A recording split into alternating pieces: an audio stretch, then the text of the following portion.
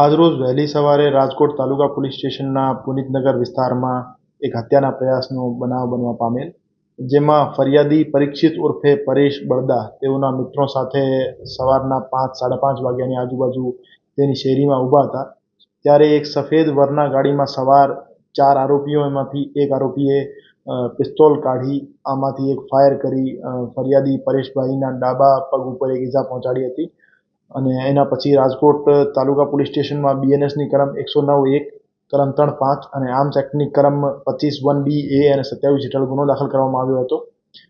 હજુ સુધીની તપાસમાં 4માંથી 3 આરોપીઓના નામ આઈડેન્ટિફાઈ કરી લેવામાં આવ્યા છે અને ઓળખાયેલ 3 આરોપીઓ પૈકી એક આરોપીને પોલીસ દ્વારા હસ્તગત કરી લેવામાં આવ્યો છે અને ગાડીની ઓળખાણ પણ થઈ ગઈ છે.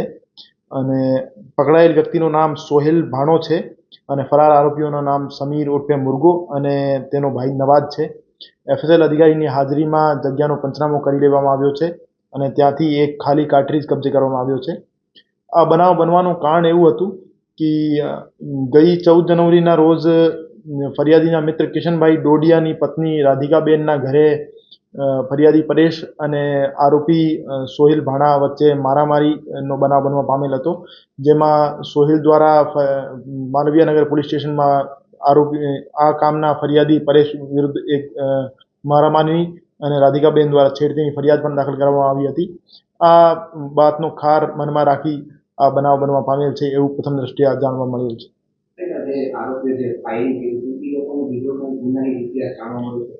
આરોપી અને ફરિયાદી બંનેનો ગુનાહિત ઇતિહાસ છે. જે પકડાયેલ આરોપી સમીર ઉર્ફે યાસીન છે એના વિરુદ્ધ પ્રોહિબિશન અને જુગારના અને ગુના દાખલ થયેલા છે અને પાસામાં પણ જેલમાં જઈ આવ્યો છે.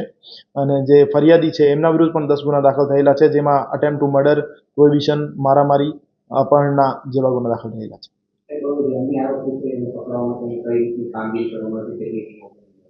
અન્ય આરોપીઓને પકડવા માટે લોકલ પોલીસ સ્ટેશન રાજકોટ તાલુકા પોલીસ સ્ટેશનના ડી સ્ટાફની ટીમ, એલસીબી ઝોન 2ની ટીમ અને ક્રાઇમ બ્રાન્ચની અને એસઓજીની ટીમો બનાવવામાં આવી છે અને પકડવાની આરોપીઓને સત્વરે પકડવા માટે સૂચના આપવામાં આવી છે. હજુ સુધી જે આરોપી પકડાયો છે એના પાસેથી હથિયાર કબજે નથી થયું અને ફરિયાદીના કહેવા મુજબ જે સમીર ઉર્ફે મુર્ગો નામનો આરોપી છે એના દ્વારા ફાયર કરવામાં આવ્યો હતો. હથિયાર પ્રથમ દ્રષ્ટિએ એવું લાગે છે કે એમના પાસે ઇલીગલ હતો, એમના પાસે કોઈ પણ પ્રકારનો લાયસન્સ નથી.